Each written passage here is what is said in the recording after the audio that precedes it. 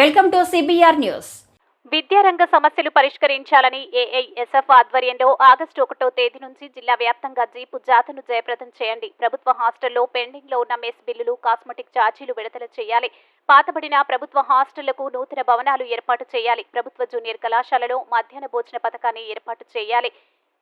AISF Anantapuram జిల్లా సమితి ఆధ్వర్యంలో జిల్లా వ్యాప్తంగా విద్యారంగ సమస్యలు పరిష్కరించాలని ఆగస్టు 1వ తేదీ నుంచి జిల్లాలో జీపు జాత కార్యక్రమాన్ని విజయవంతం చేయాలని ఈ రోజు గుంతకల్ నియోజకవర్గ గుత్తి పట్టణంలో ఉన్నటువంటి స్థానిక ఆర్ఎన్బి గెస్ట్ హౌస్ నందు పత్రికా విలేకరుల సమావేశం ఏర్పాటు చేయడం జరిగింది.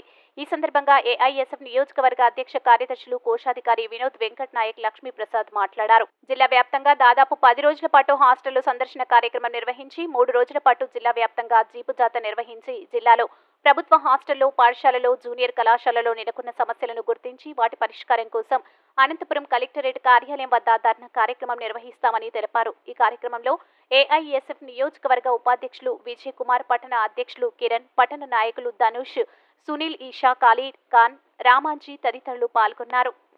కాబట్టి ప్రతి ఒక్క విద్యార్థులు తరలి రావాలని కోరుకుంటున్నాము.